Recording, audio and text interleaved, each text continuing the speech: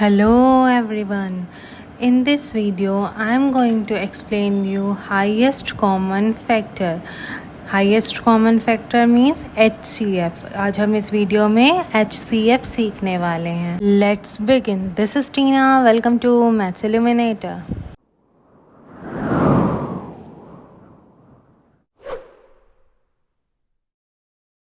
What is HCF?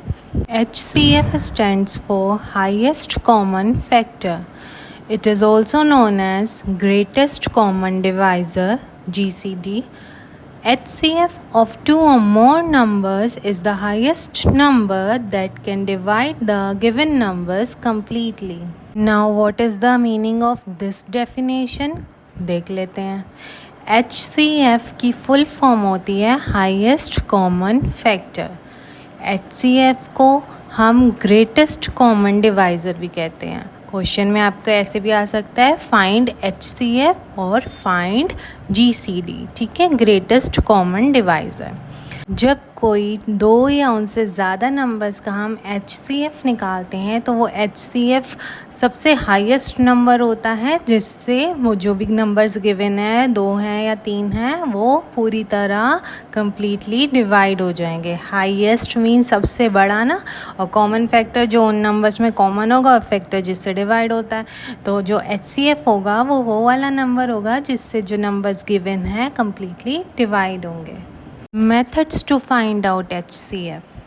There are 3 methods to calculate HCF.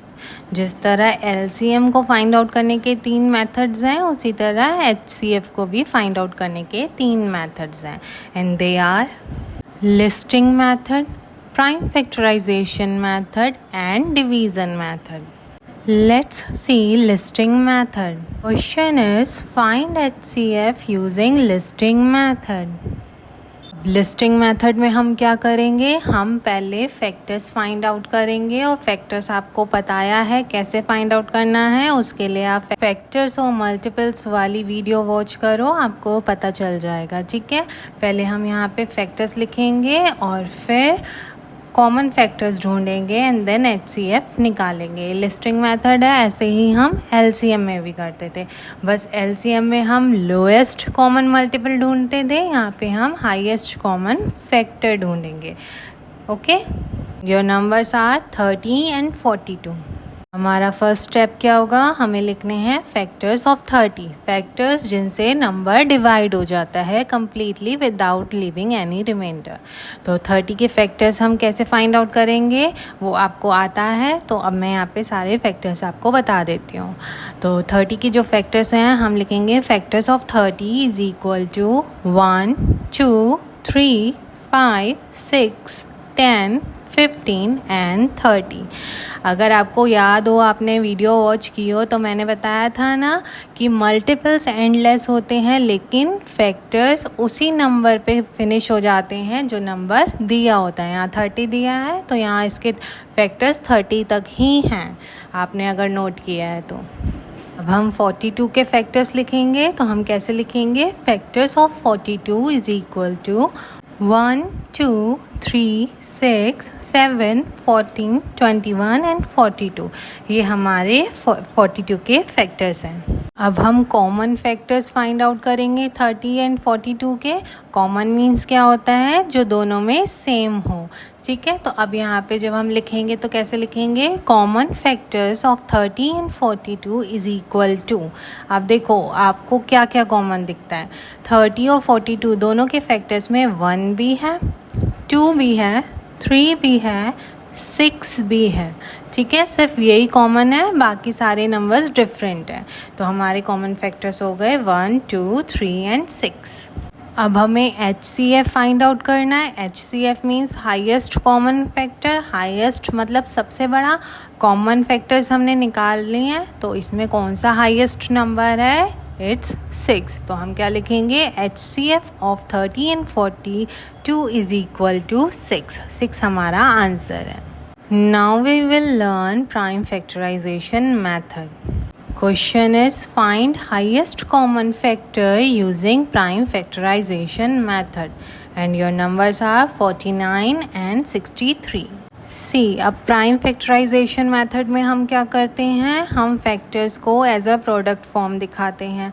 अगर आपने prime factorisation वाला video नहीं देखा है तो उसको देखो जाके, तभी एलसीएम और एचसीएफ कर पाओगे, वरना नहीं कर पाओगे। ठीक है, अब हम क्या लिखेंगे, सबसे पहले प्राइम फैक्टर्स ऑफ 49 है ना पहला नंबर, इज इक्वल टू 7 × 7। अब देखो 49 प्राइम नंबर होता है, प्राइम नंबर जो अपनी टेबल में आते हैं, और सबको पता है 7 7 ही 49 होता है। ठीक है, तो 7 × 7, वैसे आपको ये रफ वर्क करके निकालना है, फाइंड आउट करना है। ठीक है, नेक्स्ट आप लिखोगे prime factors of 63 is equal to 3 × 3 × 7। जब आप रफ वर्क पे प्राइम फैक्टराइजेशन करोगे तो आपको यही नंबर मिलेंगे। हम कॉमन फैक्टर्स फाइंड आउट करेंगे, नाम में ही तो है कॉमन फैक्टर। ठीक है, तो common factors of 49 and 63 is equal to, अब देखो 49 में भी 7 है और 63 में भी 7 है, तो यही कॉमन है, तो हम क्या लिखेंगे 7। तो अब आपका 49 और 63 का HCF क्या होगा, HCF of 49 and 63 is equal to 7, क्योंकि कॉमन फैक्टर एक ही नंबर आया है ना, अगर वहाँ पे ज़्यादा नंबर्स आए होते तो उनकी हम मल्टीप्लाई करते।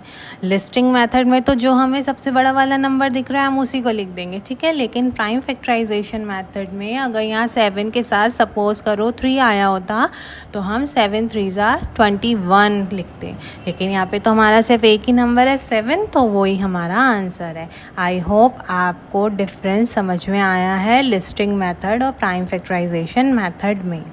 Let's talk about division method. Your question is find greatest common divisor using division method. अब देखो यहाँ पे HCF हाईएस्ट कॉमन फैक्टर नहीं लिखा, यहाँ पे लिखा है ग्रेटेस्ट कॉमन डिवाइजर, वो भी HCF ही है, तो कंफ्यूज मत होना। And your numbers are 144 and 192। See, अगर आपको ये सारे मेथड्स को ढंग से सीखना है तो आपको क्या करना है, पहले तो सारा सुनना है, स्किप नहीं करना है। और अगर आपको एक बार में नहीं समझ में आता तो कोई बात नहीं, वीडियो है दोबारा देख लो, लेकिन उसे ध्यान से देखो। ठीक है, और पूरा देखो, ये आपको समझ में आएगा। अब डिवीज़न मेथड में यहाँ थोड़ा सा डिफरेंस है। जो हमने एलसीएम में डिवीज़न मेथड किया था, हमने उसमें हॉरिजॉन्टल और वर्टिकल लाइंस ही ड्रॉ करी थी, लेकिन हम यहाँ पे जो डिवाइड के सम में हम लाइंस ड्रॉ करते हैं ना, जैसा साइन, बिल्कुल वैसा ही ड्रॉ करेंगे जैसे मैंने किया है, एक हॉरिजॉन्टल लाइन और एक कर्व लाइन बना के। ठीक है, अब हम अपने राइट हैंड साइड पे 192 को प्लेस करेंगे और लेफ्ट हैंड साइड पे 144 को प्लेस करेंगे। हमेशा याद रखना कि जो बिगर नंबर होगा वो राइट हैंड साइड पे अंदर आएगा और जो स्मॉलर नंबर होगा वो बाहर आएगा लेफ्ट हैंड साइड पे, क्योंकि आप छोटे नंबर से ही तो डिवाइड कर सकते हो। ठीक है, अब हम 144 की हमें टेबल तो आती नहीं है, हम पहले मल्टीप्लाई करके रफ पे बनाएंगे। ठीक है, तो हमें पता चल जाएगा 144 कि जब हम 2 से मल्टीप्लाई करेंगे तो हमें 192 से बड़ा नंबर मिलेगा, इसलिए हम 144 1s are 144 करेंगे। ठीक है, तो हम 192 के नीचे 144 लिखेंगे एंड देन क्योंकि डिवाइड में माइनस करते हैं इसमें माइनस करेंगे, तो जब हम माइनस करेंगे तो हमें 48 मिलेगा, हम 48 लिखेंगे। अब यहाँ पे क्या करना है इसे देखो, ये डिवाइड का सम तो है लेकिन हमें यहाँ HCF निकालना है ना, तो थोड़ा सा डिफरेंट है। अब जो हमारा नंबर माइनस करके आया है 48, अब हम 144 को उससे डिवाइड करेंगे। हाँ, जिस नंबर से हम डिवाइड कर रहे होते हैं उसी को हम आगे अपना डिविडेंड बना लेते हैं। जब तक ज़ीरो नहीं आता है हम डिवाइड करते जाते हैं। तो अब हम राइट हैंड साइड पे लिखेंगे 144 और 48 की टेबल जब हम रफ पे बनाएंगे तो हमें क्या मिलेगा, 48 3s are 144। अब यहाँ पे 48 3s are 144 ही होता है, तो हम 144 के नीचे 144 प्लेस करेंगे एंड देन माइनस करेंगे तो ऑब्वियसली ज़ीरो आएगा। ज़ीरो आ गया तो हमारा डिवीज़न यहीं पे फिनिश हो गया। अब यहाँ पे हमारा आंसर कौन सा है, 1 3 या 48? हमारा आंसर 48 है। हाँ, हमारा आंसर 48 है क्योंकि उससे डिवाइड करने के बाद ही ज़ीरो आया है। तो अगर और बड़ा नंबर होता है और आगे डिवीज़न कंटिन्यू होता है तो आपको वही नंबर आंसर में लिखना है जिससे डिवाइड करके फाइनली ज़ीरो हमें मिलेगा। ठीक है, तो हम कैसे लिखेंगे? GCD of 144 and 192 is equal to 48। GCD HCF दोनों एक ही बात है। आपने सुना होगा एक प्रोवर्ब है, practice makes a man perfect. और मैथ्स की तो जितनी प्रैक्टिस करोगे उतने ही आप अच्छे बनते जाओगे मैथ्स में।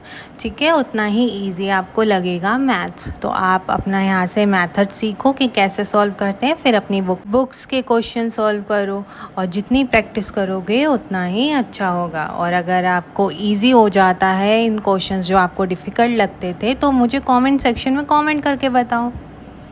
Don't forget to like, share and subscribe. Bye bye.